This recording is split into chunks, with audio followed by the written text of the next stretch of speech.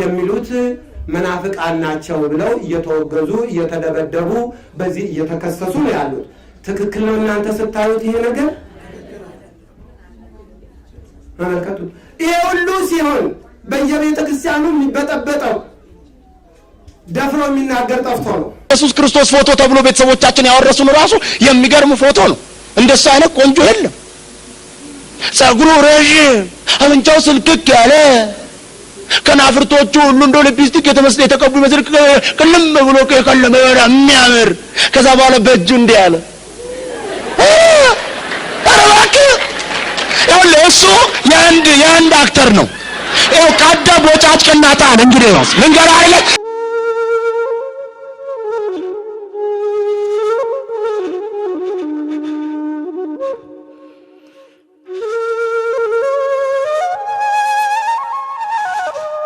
የእመቤታችን መዝሙር አልዘመሩም፣ የጻድቃን መዝሙር አልዘመሩም።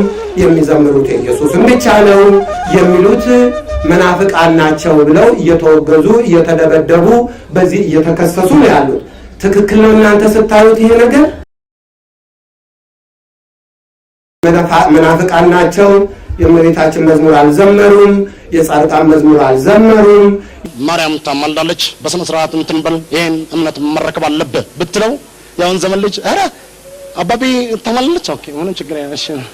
ከዛ በኋላ ኢንተርኔት ካፌ ትሄድን ባይብል ታወጣን ማርያም ታማልዳለች ነካ ስትል በጭራሽ አታማልድም ይላታል በእንግሊዘኛ።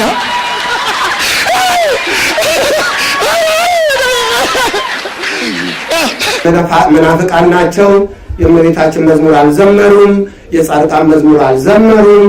መናፍቃን ናቸው ብለው እየተወገዙ እየተደበደቡ በዚህ እየተከሰሱ ነው ያሉት። ትክክል ነው እናንተ ስታዩት ይሄ ነገር?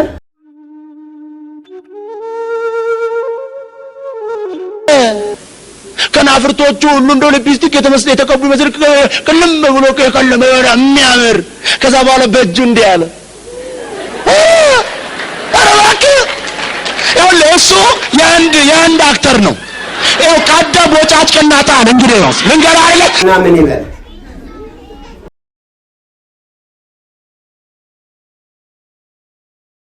እግዚአብሔርንም እናቱንም መስቀሉን ማክበር አድርገን ልታመሰግን አትችልም።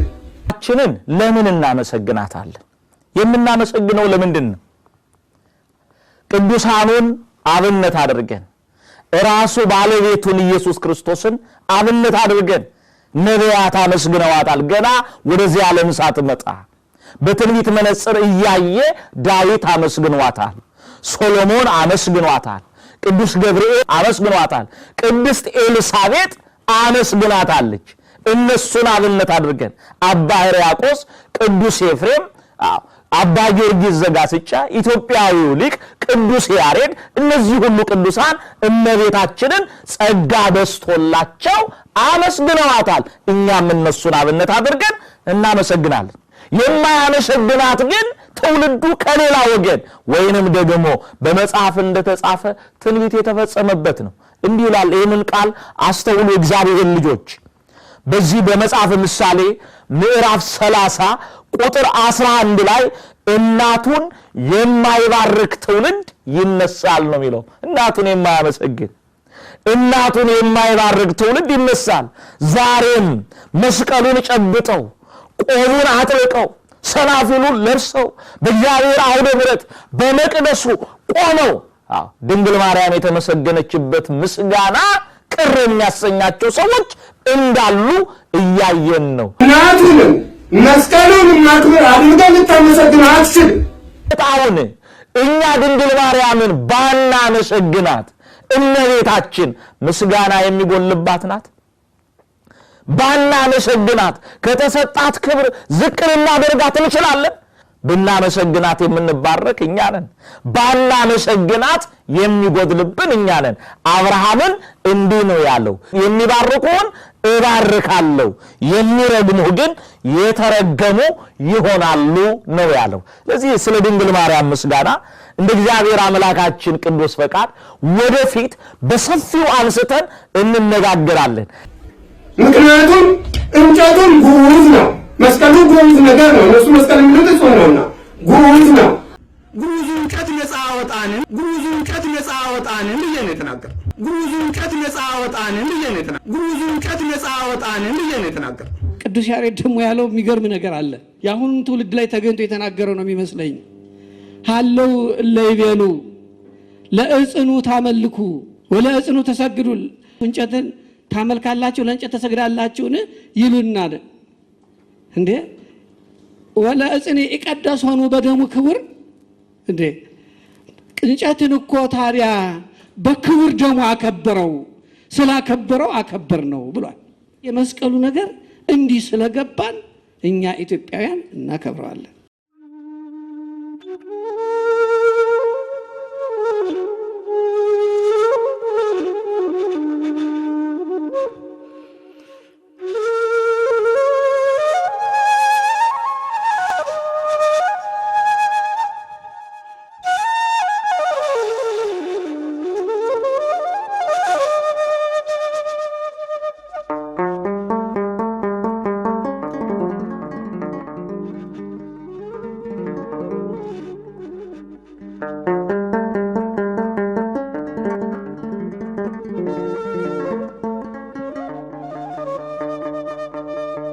ኪዳነ ምሕረት እናቴ ሚስጥረኛዬ ጓዳዬ የጎደለኝን ታውቂያለሽ ካፌ ሳይወጣ ሳልነግርሽ ካፌ ሳይወጣ ሳልነግርሽ ኪዳነ ምሕረት እናቴ ሚስጥረኛዬ ጓዳዬ የጎደለኝን ታውቂያለሽ ካፌ ሳይወጣ ሳልነግርሽ ካፌ ሳይወጣ ሳልነግርሽ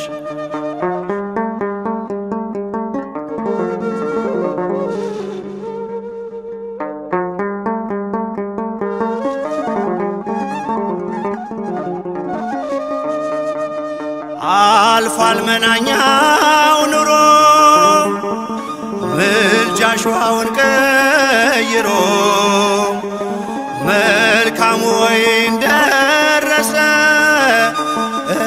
እንባዬ ባንቺ ታበሰ እንባዬ ባንቺ ታበሰ ኪዳነ ምሕረት እናቴ ሚስጥረኛዬ ጓዳዬ የጎደለኝን ታውቂያለሽ ካፌ ሳይወጣ ሳልነግርሽ ካፌ ሳይወጣ ሳልነግርሽ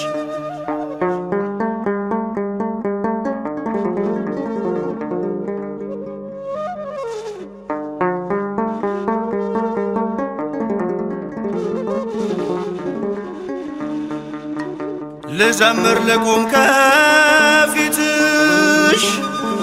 ልምጣ ልንበርከክ ለክብርሽ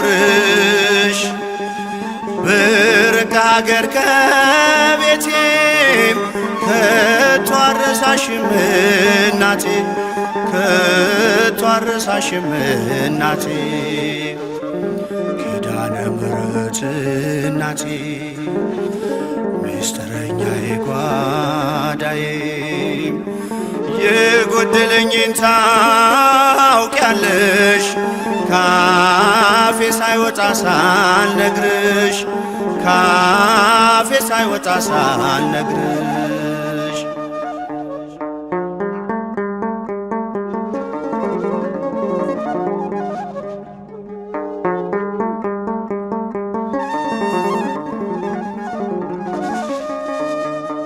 አልልም መቼ ነው ቀኑ የኔ መጎብኛ ዘመኑ እንደሚፈጸም አምናለሁ ሁሉን በጊዜዋ ያለው ሁሉን በጊዜዋ ያለው ኪዳነ ምሕረት እናቴ ሚስጥረኛዬ ጓዳዬ የጎደለኝን ታውቂያለሽ ካፌ ሳይወጣ ሳልነግርሽ ካፌ ሳይወጣ ሳልነግርሽ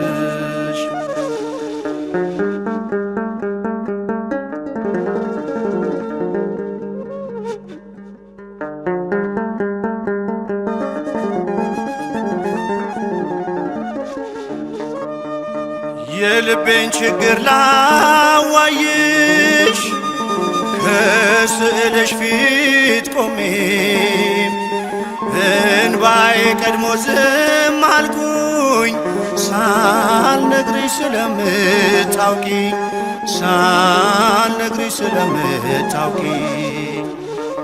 ኪዳነ ምሕረት እናቴ ምስጢረኛዬ ጓዳዬ የጎደለኝን ታውቂያለሽ ካፌ ሳይወጣ ሳልነግርሽ ካፌ ሳይወጣ ሳልነግርሽ ኪዳነ ምሕረት እናቴ